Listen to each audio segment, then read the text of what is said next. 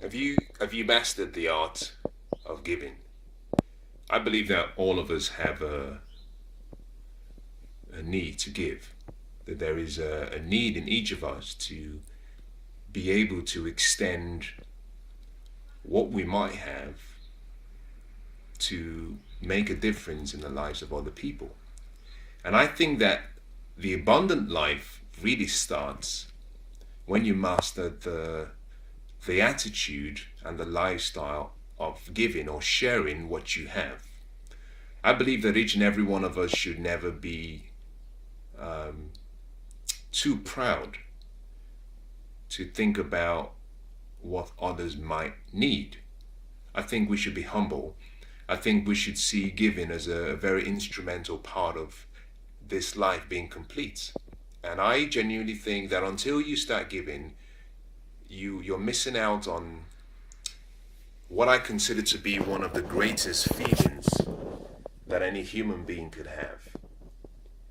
And I say that simply because it is my opinion that when you do good things for other people and you witness the impact that goodness and that change is creating in their lives, the feeling you get back surpasses anything you can put in words. I'll say that again. Whenever you give, whenever you do something for someone, especially someone who cannot have done it for themselves, whenever you show an act of kindness like that, the feeling you get from observing them being in a state of joy is far greater than anything that you can put a monetary value on. And that is, it goes back with the same principle of give and it will be given back to you. And that is why, the ancient writers say that it's better to give than it is to receive. Because when you give, you get to witness love in its purest state, because love has to give. That's one of the signs of love, the willingness and the desire, the eagerness, the passion to give. And so I want to share with you in the next few minutes the importance of giving and how you have to start making this almost a regular part of your life. A few minutes ago, I was thinking back towards last week, and I had received a delivery back at my private residence, and the guy who delivered the items that I had ordered was very cheerful, very cheerful, very cheerful. Great smile, great personality, very vibrant. And as he delivered my items and I took my items into my house, I just said, well, I feel good. Just having him in my presence, having him in my environment, created that excitement in me. That happiness. He had this contagious feel. Now he left, and I obviously said thank you, signed for the items, and he left.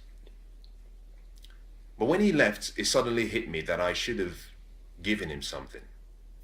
Not a tip, because that it's the people misunderstand the whole word of tip. A tip simply means to ensure promptness. That's the whole purpose of a tip, or to ensure performance. So you go into a restaurant, you want to make sure you're served well. You give a tip, but for some reason we give a tip in reverse. We give the tip at the end of the meal, whether the service has been good or bad. A tip should necessarily be given, in my opinion. It's something you should give at the start of the meal. Maybe give half of it, because you're saying, listen, I want you to ensure performance and promptness. If you think about the fact that a company has directors and chief executives, but bonuses are paid at the end of the working year. Now, could you imagine what would happen if those bonuses were paid partially at the start of the year, midway through the year, and then the final at the end? That would ensure much more motivation and inspiration to do more. Anyway, I didn't leave him with a gift. But I made a mental note because I felt that he had given me something just by his presence, and I hadn't acknowledged that. So the next time he delivered something to my house, I made sure that I made a gift out to him. Here was the point I'm trying to make. When you do something for someone with no expectation of return, when you're doing something for someone that you're doing from your heart, as a way of you showing them honor, but also as a way of you showing your love, the reaction in their faces, the excitement they have is your own gift. And in many cases, what you get from that encounter and that experience is much more valuable than what you gave in the first place. Strange, very strange. So I want to encourage you to say, you have to make giving a priority in your life. And don't wait to have. There are 4 things I want to say about giving to make sure that when you give, that you give well. The first is you have to learn to give with discretion. What does that mean?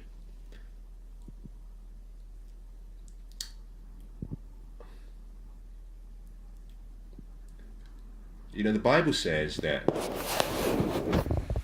and I paraphrase, but there's a saying in the Bible that has to do with giving jewelry to a swine, that you wouldn't give your jewelries to pigs. The reason for that is simply they don't understand it. They don't understand the value. The same way that if you were to, if you saw a beggar on the road, by the side of the road, and you decided to give him, a blue 19-carat diamond ring, he doesn't understand the value. So you have to give people, whenever you give to them, always try to give them something at their level of understanding and appreciation, something that they find valuable, and that simply means that requires you to study them so you can know how to meet their needs. I don't know how many times it's ever happened to you where someone gave you, I'll give you a good example, someone gives me a tie. It could be a beautiful tie, it could be a really lovely tie, but I don't enjoy wearing ties. So whilst it's a great gift, they've demonstrated that they don't understand me. They haven't studied who I am. And whilst that gift is great, it's of no value to me, or it's of little value to me, because I rarely wear ties. On the other hand, if you studied me just a little bit longer, maybe a gift that was worth £1 would be much more valuable to me than a gift that was worth £2,000. So you always want to give with discretion. Always choose carefully. Always study who you're giving. You walk out of I like the concept. Think about this. I love the concept that McDonald's and Starbucks introduced, where if you bought some coffee, you could give I think it's a token. You can give a token to a beggar, and if they collected about 5 or 10 of those, they have a free coffee. For someone who is out on the streets begging every day, that is more valuable because they need food, they need something warm, they need shelter. Always remember this, that if you look at Maslow's hierarchy of needs, you must always give people at the level of their needs. If someone does not have all of their basic needs met, that is where you want to start giving them. You don't want to start giving them gifts and accessories that deal with the highest level of self-actualization. No, you want to come down to their level, because at the basic level, their basic needs have not been met. Shelter, food, comfort. That is how you can affect people. Now, so that's the first way to give with discretion. The second is, when you give, there are 2 parts to this. It's like a double-edged sword. Some people say, well, I want to give with no expectation. And I think that is a very wrong way of giving. There is a place and a time to give without expectation. But when you rob and you remove expectation, what you do, you automatically put the universe in a state where there is no longer circulation. And let me explain what I mean by that.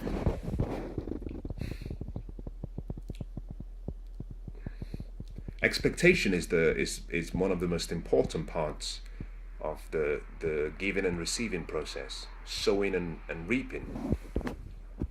You know, a farmer plants a crop. A farmer doesn't plant a crop hoping that there will be no harvest. He plants the crop expecting a harvest. And it's that expectation that makes him go out and labor so he can plant the seeds. It's that expectation that makes him plow the ground. It's that expectation that makes him endure all of the seasons and then harvest. Expectation is important, but your expectation has to be directed towards the right source. Now, I'm going to talk about some of my personal beliefs here. I don't suggest that you accept it, but let me use that as a reference point to explain what I mean, because this might be a difficult concept for some people. If I walk out of the train station and I see a beggar on the side of the road and I hand him £10, I have no expectation of him because I'm sowing my seed in him, but I have an expectation of a return from a different source. What that means is that I think that the good deed I've done will be paid forward. That paying forward might be that someone else does some good deed for me. Now, my good deed is not dependent on me receiving something. So I will give because I have a need to give. Understand that point. I have a need to give. And likewise, you have to develop that need, that compulsion to give. Because until you develop that need, giving will be a chore to you. But once you have that need to keep the circulation in life, you have to receive. If you give and you say, I will not receive, then it means you're stopping circulation. So I keep my expectations open. My expectations are simply that I will get favor from someone, from somewhere. Call it karma. You know, karma is something a lot of people understand. I expect my karma to come back, but from a different source, not from the person I give to. So always remember this. The second thing to master when you're giving is the law of expectation. Expect good to come back to you when you do good. But let your expectation not be a condition for your doing good. So the question is, would I give consistently if I had nothing back in return? The answer is absolutely yes, because I have a need to give. It's like I have a need to breathe. It's just like that. I have a need to love. I have to love. Love has to love. I have to give love. I have a need to give, so I must give. But to make sure that the world continues and, you know, all of the great things in the world continue, I have to keep my expectations up and alive, because that is the only way everything is paid forward. The third thing about giving is to understand that when you give, you're not simply demonstrating your feeling. You're giving a part of you. This is important. This is very important. Let me find a way to explain this so you understand. If we say that I make £100 every month as a salary, and to make that £100, let's say to make that £100,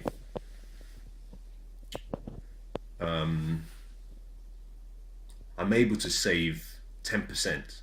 So let's say over the last 10 years, I've been able to save 10% of what I make. 10% of £100 is £10. So if I walk out of a station, or if I give £10 to someone, I've given them all of my savings for 1 month. Now, it's not the amount that counts, it's the principle I'm trying to teach. To make £100, I may have to work 60 hours